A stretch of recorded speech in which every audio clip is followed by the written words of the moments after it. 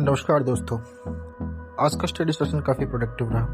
Constitution का depth level धीरे धीरे और स्ट्रॉन्ग हो रहा है। आज मैंने दो मेजर सब्जेक्ट मैटर कवर किए, जिसमें से पहला था एडमिनिस्ट्रेशन ऑफ यूनियन टेरिटरीज और पार्ट थर्ड, जिसे हम फंडामेंटल राइट्स कहते हैं। सिर्फ थ्योरी नहीं पढ़ी, आर्टिकल्स, क्लॉजेस और इम्पोर्टेंट केस लॉज के साथ साथ डिटेल अंडरस्टैंडिंग डेवलप करी कि कॉन्स्टिट्यूशन को सिर्फ याद नहीं करना होता है, उसे समझना होता है। स्ट्रक्चर, पावर डिस्ट्रीब्यूशन और इंडिविजुअल लिबर्टी का बैलेंस करना होता है। तो पहला जो कवर किया, it is administration of union territories. इससे पहले पार्ट 8 के साथ स्टार्टिंग करी, इसका फ्रेमवर्क कवर किया। इसमें से पहला था नेचर ऑफ एडमिनिस्ट्रेशन, जिसमें ड्यूटीज डायरेक्टली सेंट्रल गवर्नमेंट के थ्रू एडमिनिस्ट्रेड होती हैं, अनलाइक स्टेट्स जिनके पास अपनी इलेक्टेड गवर्नमेंट और फेडरल ऑटोनॉमी होती है। फिर मैंने आर्टिकल 239 to 241 डिटेल में पढ़े। एडमिनिस्ट्रेटर की appointment by president, special provision for Delhi and Puducherry और लेजिस्लेटिव के लिमिटेड पावर्स को भी पढ़ा।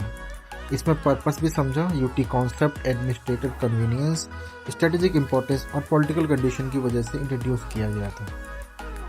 रिलेवेंट कॉन्स्टिट्यूशनल प्रोविजंस के साथ साथ जुडिशियल इंटरप्रिटेशन भी देखे, जिससे क्लियर हुआ कि यूटीज का कॉन्स्टिट्यूशनल स्टेटस क्या है। सेकंड आता है जो अपना टॉपिक है फंडामेंटल राइट, पार्ट थर्ड, जिसे हम हार्ट एंड सोल भी कहते हैं कॉन्स्टिट्यूशन को। उसके बाद सबसे पहले मैंने उसका जो है साइलेंट फीचर देखा।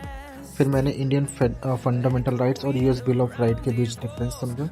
ओरिजिन और डेवलपमेंट, कॉन्स्टिट्यूंट असेंबली, डिबेट्स और फिलोसफिकल बैकग्राउंड डिस्कस किए। फिर इंपॉर्टेंट क्वेश्चंस, इन्हें फंडामेंटल क्यों कहा जाता है? क्योंकि ये स्टेट पावर को लिमिट करते हैं और इंडिविजुअल लिबर्टी को प्रोटेक्ट करते हैं। फिर उसके बाद एप्लीकेबिलिटी भी कवर की, कौन से राइट सिटीजन्स के लिए और कौन से पर्सन्स के लिए।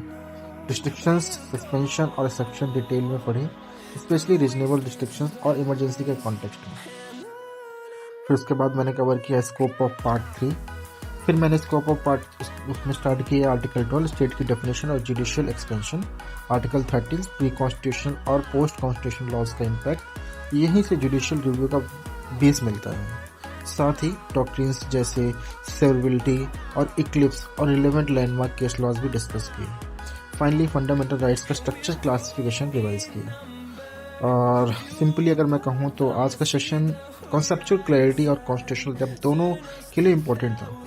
कॉन्स्टिट्यूशन स्टैटिक डॉक्यूमेंट नहीं है, ये एक लिविंग डॉक्यूमेंट है जो कोर्ट की इंटरप्रिटेशन से इवॉल्व होता रहता है। और अगर प्रिपरेशन सीरियस है तो article plus case laws plus concept clarity, तीनों का कॉम्बिनेशन स्ट्रॉन्ग फाउंडेशन बनाता है। कल फिर एक नए टॉपिक के साथ मिलते हैं। कंसिस्टेंसी ही प्रिपरेशन की रियल पावर है। Thank you. जय हिंद, जय भारत।